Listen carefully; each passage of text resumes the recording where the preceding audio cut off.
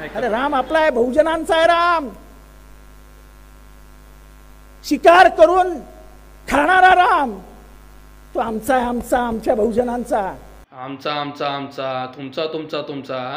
हे आमचं तुमचं जर राजकारण बंद करा. हे आमचं आमचं तुमचं तुमचं करूनच तुम्ही नेत्यांनी भरपूर तुमची पोटं भरून घेतली.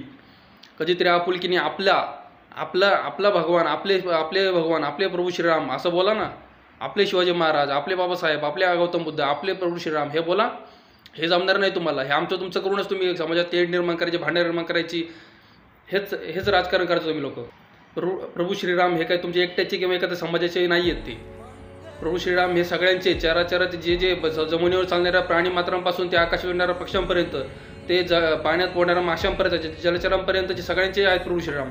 तुमचे एकट्याचे किंवा तुमच्या एकट्या समाजाचे नाही आहेत. आणि काय ते तुम्ही जिथे आम्हाला सगळे शाकाहारी बनवायला जातात की आम्ही रामाचा आदर्श पाळतो. रामाचा आदर्श, राम हा शाकाहारी नव्हता, तो मांसाहारी होता.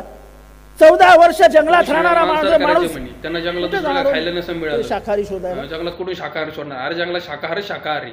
जंगलात राहणारे 80% प्राणी हे शाकाहारीच आहेत. आणि जंगलातील शाकाहारी प्राण्यांची संख्याच जास्त आहे. रामायणामध्ये कोणतंही रामायण तुम्ही बघा, रामायण वाचा, प्रत्येक रामायणात हेच लिहिलेले आहे की प्रभू श्रीराम वनामध्ये एक वेळेस जेवायचे दिवसातना, आणि ते फळं आणि कंदमुळं हेच ग्रहण करून जेवायचे. आता बरेच लोक बोलतील मग राम हरणाच्या पाठी का गेला होता? सीतेमातेला रावण हरिण खायचं होतं. अरे येड्यांनो, श्रीरामचंद्र हे हरणाची शिकार करायला नव्हते गेले. हरणाची शिकारच करायची असते ना, त्यांनी त्यांच्या हरणाच्या पाठी पडायची गरजच नव्हती. श्रीरामांचं एक बाण बास, श्रीरामचं एका बाणात त्या हरणाचं काम तमाम झालं असतं. एक बाण काम तमाम असतं. ज्या रावणाला एका बाणात मारला, ज्या तारकेला एका बाणात मारला, एका बाणात अख्खा समुद्र सागर घाबरला होता. मग त्या हरणाला मारण्यासाठी त्याच्या पाठी पाड्याची काय गरज होती? जागे उभं राहून त्यांनी बाण मारला असता. बाण नाही मारायची गरज, लाकूड उचलून मारला असतं, ते हरिणी मेला असतं. एवढं सामर्थ्य होतं प्रभू श्रीरामांमध्ये. मग त्यांना त्या हरणाच्या पाठी पळत जाण्याची गरजच काय होती? हरणाच्या पाठी पळत जाण्याची गरज आहे हरण पकडून सीतामातेला आणून द्यायचं होतं, कारण की त्यांना आवडलं होतं. सीतामातेंना हरिण आवडलं होतं, म्हणून त्यांच्या स्वामींना विनवणी केली की मला ते हरिण पाहिजे, मला ते आणून द्या, मला ते खूप आवडले. आणि एवढी साधी गोष्ट ज्यांना कळत नाही ना, महामूर्ख, तुम्ही महामूर्ख आहात. त्यामुळे भगवान श्री रामचंद्र आणि हिंदूंचा प्रत्येक देव हा शाकाहारीच आहे, शाकाहारीच. कोणतेही साधू संत बघा, आणि तुम्हाला साधू संतांपेक्षा जास्त कळतं का? कारण ज्ञानेश्वरांपासून पुंडलिकांपासून तुकारामांपर्यंत आताचे जे साधू संत शंकराचार्य आहेत त्यांच्यापर्यंत सगळे म्हणतात की शाकाहारी व्हा. मग त्यांच्यापेक्षा तुम्ही जास्त शहाणे झाले का? तुम्हाला जास्त श्रीराम कळता का? तुम्ही काय वाचले श्रीरामाचं? कधी हनुमंताची तरी वाचली का?